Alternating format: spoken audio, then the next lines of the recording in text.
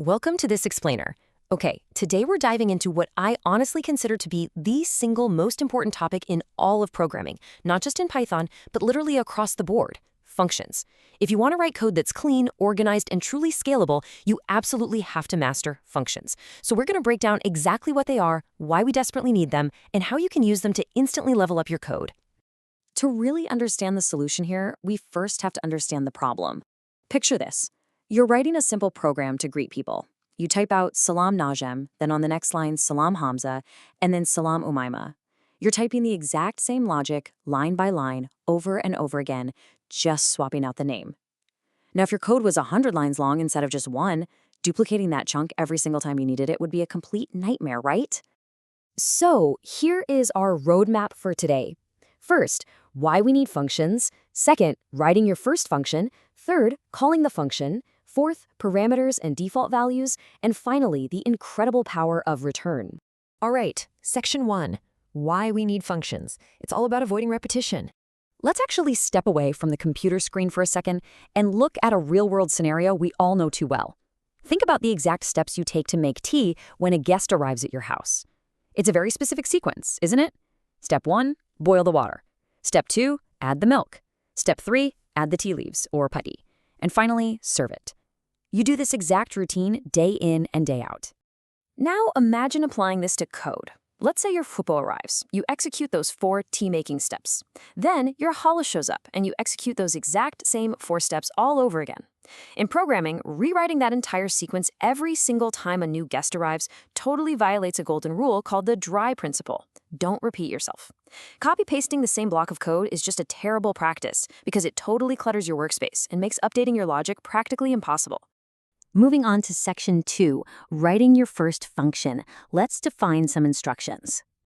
To save our sanity and avoid typing those same steps infinitely, we bundle that code together and slap a name on it.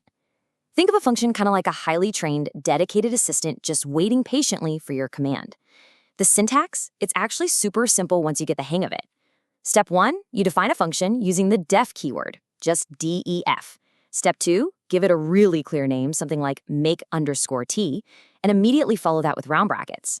Step 3, drop a colon at the end of that line, hit enter, and write your block of code underneath. And hey, notice how that code is indented? Push slightly to the right? That little space is totally crucial. It's Python's way of knowing that those specific steps belong inside your make_t function. Section 3, calling the function. Time to actually execute this code. Okay, let's say you've typed out your def make_t block perfectly. The indentation is flawless, you hit run. You're probably expecting your virtual T to be ready, right?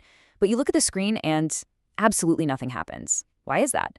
Well, defining a function is really just giving a set of instructions to your assistant. That assistant is going to sit there doing absolutely nothing until you specifically tell them to get to work.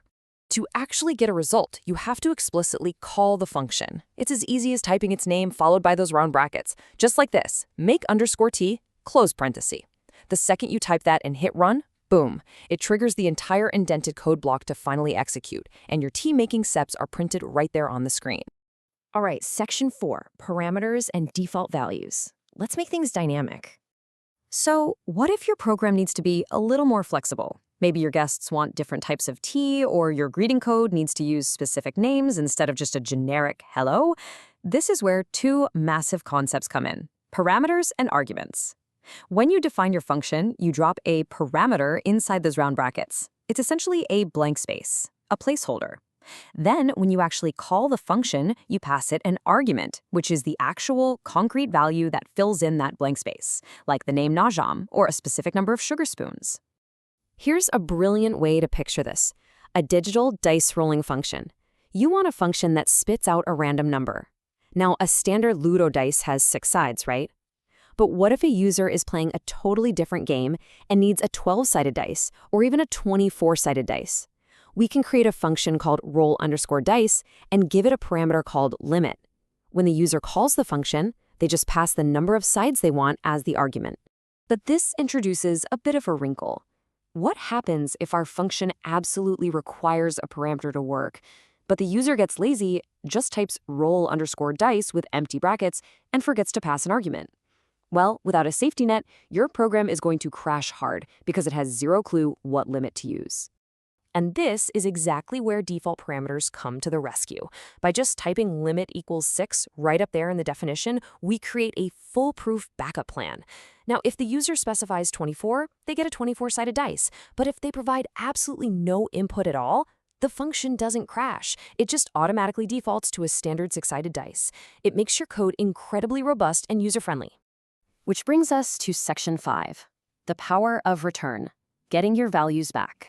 Listen, this covers what is arguably the most commonly confused concept for anyone starting out in programming. People mix up print and return all the time. Printing is literally just splashing text onto your screen so human eyes can read it. It does nothing structurally for the program. Return, on the other hand, actually hands the final processed data right back to the exact place in the code where the function was called. That means you can save that return data into a variable and actually use it for more calculations down the line. I always like to think of it like a meat grinder. You toss raw meat in at the top. That's your parameter. The machine grinds it up and processes it. That's the function executing its internal code. Finally, it pushes minced meat out the other end for you to catch in a bowl. That minced meat is your return value. If the machine just showed you a picture of minced meat on a digital screen, well, that's print. We don't want a picture, right? We want the actual output so we can cook with it. If you tell your assistant to make tea, they might go to the kitchen, follow all the steps perfectly, and actually make the tea. But if you didn't explicitly instruct them to return that tea to you, they'll just leave it sitting in the kitchen. When you reach your hand out, you're left holding absolutely nothing. In Python, this nothingness is literally categorized as a special value called none. So if your code is spitting out none when you expected real data, you probably just forgot your return statement.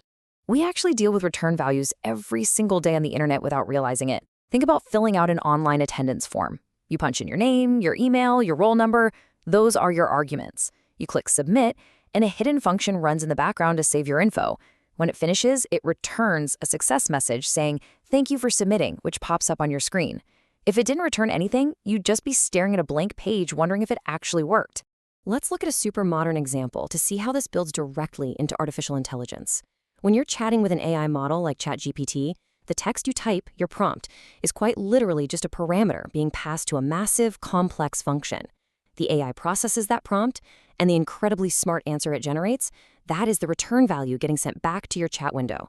You are literally just interacting with a function that takes an argument and returns data. Let's wrap all this up with our key takeaways. Functions are absolute game changers because they put a stop to code repetition. Remember the two-step dance? You have to define them first with def and then explicitly call them to make them run. You use parameters to customize the input data, and you absolutely must use the return keyword if you want to hand that processed output back to your main program. Nailing these building blocks guarantees your code is organized, reusable, and ready to scale. You now hold the power to bundle any crazy, complex logic into one single clean command. The possibilities are truly endless once you break out of that awful cycle of repeating yourself. So, I'm leaving you with a challenge. Go fire up your code editor, find something you always find yourself typing out twice, and ask yourself, what repetitive task am I going to automate next? Go out there and start building your own custom tools.